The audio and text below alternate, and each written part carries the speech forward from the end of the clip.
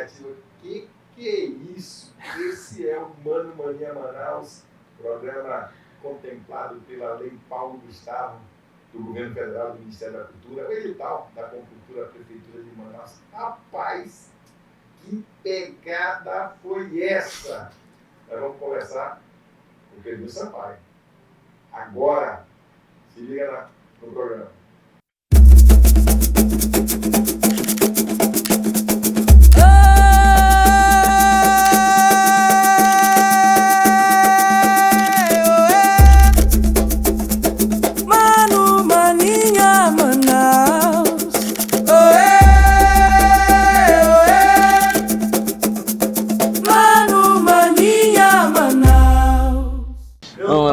Aqui, Pedrinho, Ita e eu, porque o Pedrinho foi mais difícil sentar na rede, se virar na rede do que tocar. Pedrinho, obrigado pela presença.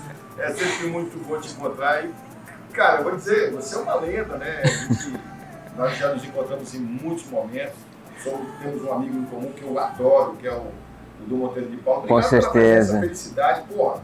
Que som é esse? Que maravilha. É um prazer imenso, uma honra estar aqui, né? Lembrando essas histórias malucas, né? E rindo agora com essa história da rede, né, Ita? Mas foi uma grata surpresa e a gente todo dia aprende alguma coisa nova, né? Pedro, vamos lá. Vamos lá, chamar. Você tem muitas histórias diferentes, né? Tem caminhadas, estradas aí. Eu nunca imaginei que alguém pudesse contar que tocasse 3 instrumentos para mim. Vamos começar por aí? Tá bom. Na verdade, eu comecei tocando, pequenininho, aos 4 anos, descoberto pela minha tia, piano. Mas como eu venho de uma família onde todos em casa tocavam 3, 4, 5 instrumentos, minha mãe, por exemplo, ela começou tocando violino, depois passou para o banjo, depois passou desistiu do acordeon porque era muito pesado, do violino ela desistiu porque os dedinhos pequenos dela machucavam, e aí ela se encontrou na bateria e no piano. E lá com 11, 12 anos ela fazia parte daquela história do luso, né, como é que chama? Das pastorinhas, depois ela foi com o Vovô Branco, depois com o Emetério Cabrinha, fazia shows no Teatro Amazonas. Com 17 anos a minha mãe já fazia 1001 coisa na música, sem perder o outro lado que ela tinha, que ela desenhava, pintava, fazia esculturas desde cedo. E naquele tempo, para uma mulher, o ideal era ser normalista. Aí ela foi ser professora, mas queria ser professora de arte. E assim ela entrou na carreira do magistério, como já tinha feito o pai dela, que é inclusive o fundador da escola, a antiga escola técnica, hoje o IFAM, aqui em Manaus, que chamava-se Escola de Aprendizes Artífices. Foram 2 no Brasil, uma no Rio de Janeiro e outra em Manaus. Lá porque era a capital da República, o administrativo do país, e a outra, Manaus, era a capital econômica do país, lá no princípio do século XX. E minha mãe, quando nasceu, já nasceu com essa história toda. Minha tia, que era professora de piano e tinha uma filha que estudava piano, vieram passar as férias em Manaus, se hospedaram lá em casa e ela dava todo dia aula para a menina. E eu passei a observar o que minha prima fazia. E um belo dia eu disse: tia, a Eudésia errou. Não é assim não, Eudésia, vamos fazer certo. Eu fui lá no piano, nunca tinha tocado piano na vida, sentei e toquei. Ela estava fazendo um exercício, se eu não me engano, de Pozzoli. Aí eu fui lá no piano, toquei as notas certinho. E minha tia ficou encantada com aquilo e disse para minha mãe: olha, eu vou começar a aula de piano com o Pedrinho, quando eu voltar para Porto Velho você continua. E foi assim.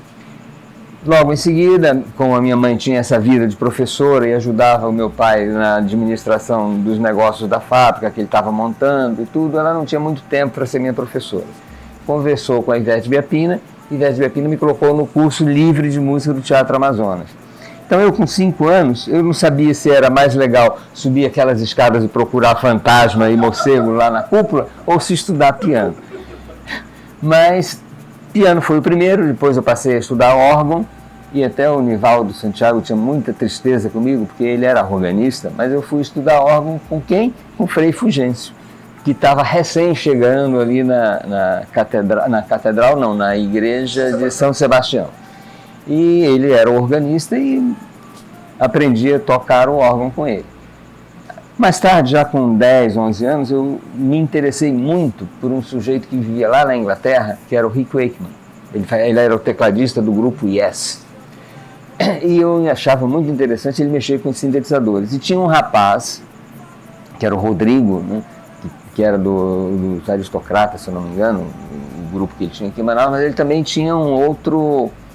Aliás, Embaixadores, né? Embaixadores. Ele tinha também um outro grupo de rock. Ele era um roqueiro. O Rodrigo era um roqueiro fantástico. E teve um festival de rock no Olímpico Clube, onde estava lá grupo Eclipse e outros grupos das bandas assim interessantes. E eu fui como o fora da casinha, né? Precoce. Eu acho que eu tinha 13 para 14 anos, e aí eu estava lá com o órgão, com o piano eletrônico, que era até um Fender Roger, pesava uns 100 quilos aquela coisa, e tinha um órgão que eu tinha participado do Festival Yamaha e ganhei de presente um órgão com 3 manuais, e tinha uma espécie de micro sintetizador, era uma nota só que ele tocava, e tinha o famoso Teneri, que era você fazia o Teremin, que era aquele slidezinho para fazer os sons através da indução magnética. Fiz o espetáculo, gente, terminei a noite, fiquei em 3º lugar.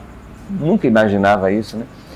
E aí o Rodrigo veio para mim e disse assim: rapaz, entrega um sintetizador na mão desse garoto e vamos ver o que acontece. Meu pai ouviu isso, comprou um sintetizador, um SY2 para mim. E eu comecei a brincar ali. Era sair do monofônico para o duofônico. No festival da Yamaha, aí eu já estava com 15 para 16 anos, ganhei no Brasil, né? Primeiro lugar no Norte, Nordeste, primeiro lugar no Brasil, e fui fazer um trabalho bonito lá fora e tal, e ganhei de presente o meu primeiro sintetizador de fato, polifônico, aquela coisa toda. E daí não mexi mais. Como tínhamos em casa assim, muitos instrumentos, eu me aventurei com flauta, me aventurei com... Meu tio tocava sax, ele queria que eu tocasse sax, mas eu não tinha estrutura para tocar um sax, muito menos um sax barítono, né? Aí eu digo, não, vamos ficar por aqui. Eu gostava do som do sax barítono. Aí eu digo, saber de uma coisa? Eu vou pro violoncelo, que dá para encarar, não vou morrer por falta de ar.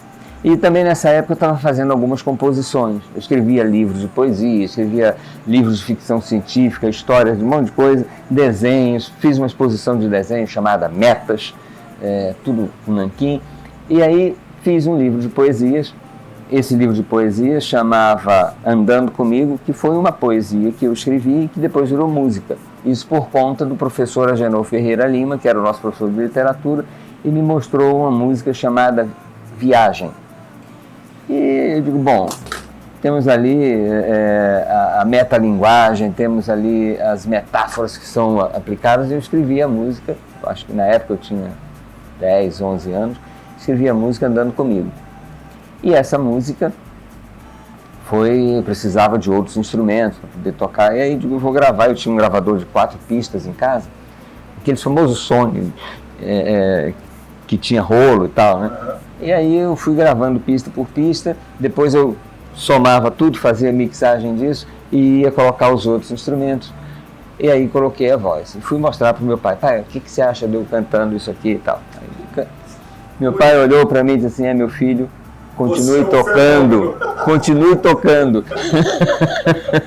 Você é um fenômeno. Melhor ficar de boquinha fechada, né? Aí continue tocando. Eu não me dei por vencido, fui entrar na aula de canto. E alguns anos depois, eu já morando no Rio, fui trabalhar num programa que tinha na TVE lá, que era o Sinal Aberto, que era a direção do Fernando Lobo, né? E com uma turma muito boa, Ricardo Pavão, Marcelo Mungioli, né? Jorginho Arena na percussão, um negócio assim, e o Elinho Capucci na guitarra. E eu, ali pelos meus 20 anos, achava que sabia tudo de música, e fui escrever um tema para uma trilha nova, e escrevi um troço que eu achava que no som do sax estava muito bom, porque eu treinava em casa com o sintetizador, e fiz o timbre do sintetizador e tal, e joguei aquilo no sax. Ficava muito bom o timbre. Mas quando chegou na hora da gravação, Elinho Capucci diz assim, você não quer deixar eu fazer isso na guitarra? A gente passa a guitarra pro sax. Aí eu disse, não, Elinho, porque eu escrevi isso aqui pro sax. Ele disse, tudo bem, então amanhã a gente se vê no funeral do Sérgio Clepto, porque eu escrevi 64 compassos direto sem um momento de respiração. Pra guitarra estava tudo bom, mas pro cara no sax ele ia morrer, né? Então a gente vai aprendendo assim. E eu me meti a fazer essas coisas. Mas para eu escrever para os outros, então eu tinha que aprender algo dos instrumentos. E foi aí que eu comecei a trabalhar um pouco. E fui aluno lá em Brasília de alguns caras muito bons, como o Gerhard Kidman, que era o professor de canto, era o regente nosso da Orquestra C, o Cláudio Santoro, que era o professor de regência, e ele era também o regente da Orquestra Nacional, né? E então isso tudo foram experiências que eu fui adquirindo. Pedrinho, tem uma coisa importante que a gente destaca muito, né? O amazonense, o amazônico de uma maneira geral, tem um talento gigantesco, mas não é valorizado. Eu falo, e já falei muito de outros artistas, que ele é mais valorizado fora da nossa terra. Aconteceu contigo também? Aconteceu comigo. Quando eu estava em Brasília, o Cláudio Santoro me disse a seguinte coisa, Pedrinho, o que você pretende fazer quando terminar isso aqui? Aí eu disse, pretendo voltar para Manaus e trabalhar junto com a Ivete naqueles projetos que ela tem lá, e, enfim, levar esse conhecimento para semear na nossa terra, que eu acho muito carente. Aí disse, não, meu filho, faça isso não. Olha, vou te dizer, o Amazonas é uma coisa maravilhosa para você ver de longe. Imagina que o Amazonas é o maior estado brasileiro, é um dinossauro. E Manaus é o cérebro desse dinossauro. Aí acabou comigo. Acabou comigo. Bom, em vez de ficar em Manaus, eu de fato voltei a Manaus, fiz o Grito de Guerra, que foi talvez assim, nunca imaginava que 40 anos depois o Grito de Guerra seria um vinil cult, que foi reeditado, muita gente queria reeditá-lo, na Inglaterra, a Bongo Records queria fazer, em Portugal, a Mad About Records queria fazer, nos Estados Unidos, e eu nem sabia que eu tinha um fã-clube em Hamamatsu, no Japão, desse trabalho, 40 anos depois. Rodou o mundo. E nós fizemos a reedição agora com vinil de alta qualidade, e está no mercado aí, né? Depois de 40 anos do Grito de Guerra. Mas aí eu só fiz isso em Manaus, inclusive o Rosivaldo Ferreira fez numa época que não existia o videoclipe como linguagem de show musical, e o Rosivaldo fez os clipes. Nós fomos para o Aeroclube, nessa época eu era PQD, nos dias em que o vento não estava muito forte, eu conseguia saltar. Nos outros dias o instrutor dizia que eu não podia, botava a sonda, olha, o vento não dá para o Pedrinho, ele não salta. E no dia da gravação do clipe eu não pude saltar, porque estava muito forte o vento, e o dublê que saltou. Mas aí fui para o Rio, e no Rio assim, o pessoal descobriu o que eu sabia fazer com sintetizadores. Eu era um dos poucos sintetistas na época no Brasil que dominava, e eu tinha um sintetizador que era simplesmente o maior sintetizador do mundo naquela época. Fazia aqui a propaganda, né, da instituição. A Yamaha tinha um sintetizador chamado CS-80, inclusive está na capa do meu disco, do Grito de Guerra. E esse sintetizador chegou no mercado no Rio, não tinha para ninguém. E eu comecei a estar nos estúdios, gravando com todo mundo, fazendo shows, acompanhando artistas. Quando eu não estava tocando, eu alugava os equipamentos, aqueles 13 teclados, aquele monte de coisa. Eu estava, né? Quando eu não trabalhava, eles trabalhavam para mim. E lá na TVE, além do trabalho de músico, eu fazia também um programa com a Marcia Krangle, que era o Inglês com Música, I Love You, ficava vários anos no ar. E no dia que eu fiquei noivo, os caras me viram, porque o câmera sempre focava as minhas mãos no teclado. No dia que eu fiquei noivo, rapaz, foi uma tragédia, porque naquele dia eu recebia cartas, né, na TV. Não sou mais teu fã, acabou, nossa, as minhas fãs não queriam mais saber que eu tinha ficado noivo, né? Que eu tinha traído. Para a gente terminar, porque eu quero te ouvir de novo. Certo. Pedrinho escreveu a partir daqui agora. Eu nunca tinha visto isso, no computador principalmente. Não vamos citar nomes, mas as pessoas envolvidas vão saber. Você deixou de receber $1 milhão e acabou não tocando em Manaus e foi tocar no aniversário do Papa. É isso, mais ou menos? Aconteceu isso. Eu tinha escrito junto com um grande parceiro, que foi o Armando Loureiro, né? Ele, na verdade, fez um resumo da ópera, literalmente. Ele fez o libreto de Babilônia, Babilônia, e queria alguém para musicar. E nós fizemos isso ao longo de 1 ano e meio. Foram 47 músicas em 3 atos. 1 hora e 47 minutos da ópera. E orquestra, coro, balé, os atores, tudo montado, tudo bonitinho. E aí nós não tivemos essa oportunidade de fazer aqui, fecharam as portas do Teatro Amazonas para a gente, justo no centenário do teatro. Mas estava tendo o aniversário do Papa João Paulo II. Eu já tinha participado em 95 do encontro Brasil-Itália, né, no Vaticano. Aí, só que eu tinha ido como artista plástico, meus desenhos, tudo lá, e fui convidado a participar em 96, e fui. Era aniversário do Papa, um grupo de artistas brasileiros ia prestar essa homenagem, e eu fui com a ópera para lá. A pergunta não sei se tu tens, eu quero encontrar o Pedrinho Sampaio para um show, para de repente trocar uma ideia, enfim. Tem rede social? Onde é que Sim, então, vocês vão me encontrar aí, vão me encontrar aí no WhatsApp, no Instagram, no Facebook. Eu tenho também um canal no YouTube, viu? Onde eu faço uns documentários de vez em quando, porque essa coisa eu sou um artista multimídia, então eu trabalho com o teatro. Eu comecei pequenininho com o Titio Barbosa, já numa radionovela, na Rádio Rio Mar. Nem sabe quem foi o Tio Barbosa, nem quem era. Eu tinha 5 anos lá. Depois eu fiz música, fui para teatro, para cinema, e fiz algumas, até autoral, né? Eu como dramaturgo, escrevi uma peça chamada O Louco, lá no Rio, editamos isso, e depois fizemos aqui em Manaus também. Depois eu montei o Corcunda de Notre Dame e ganhei uma dor nas costas por conta disso. Enfim, depois cinema e, por último, tenho trabalhado com grupos de arte multimídia, com alunos, que eu tenho vários atuando nisso agora. Fiquei quase 3 anos no Cented, na CEMED, e agora eu tenho feito com eles esses trabalhos de animação. Mas tem um outro trabalho que me é muito caro, que é o resgate da nossa história. Personagens que foram marginalizadas na história. E aí eu tenho um projeto que eu desenvolvo no YouTube, que é o Saga Amazônica. E lá eu conto histórias, faço entrevistas, busco personagens que foram esquecidos, trago a memória disso tudo de volta. A rede social é Pedro Sampaio, como é que é? E o canal do YouTube, como é que é? O canal do YouTube é Pedro Sampaio, né?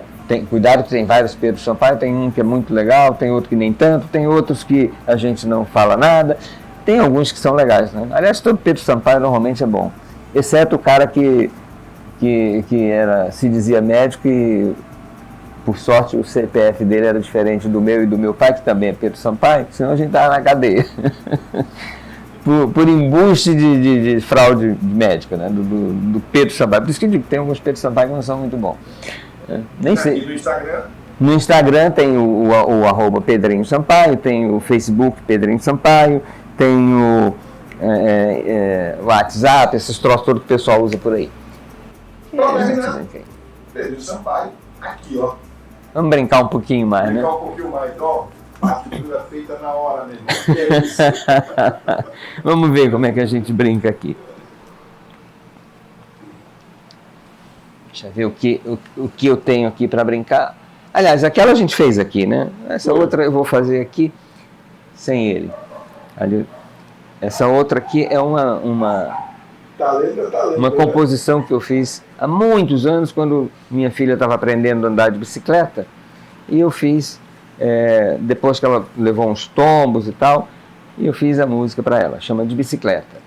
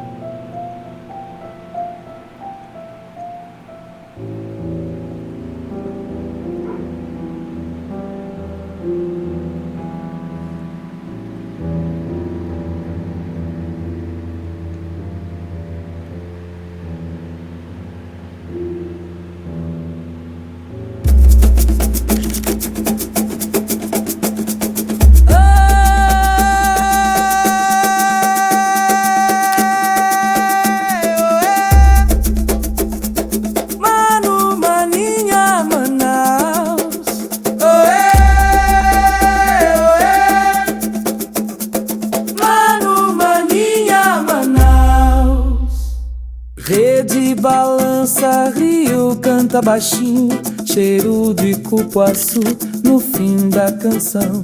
Batuque de oco d'água, vioros no caminho. É o povo do norte falando de coração. Oê!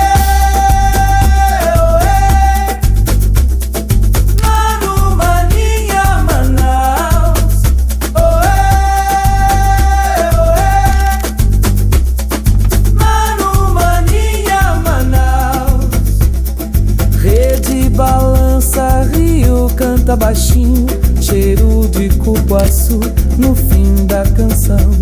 Batuque de oco d'água, vioros no caminho. É o povo do norte falando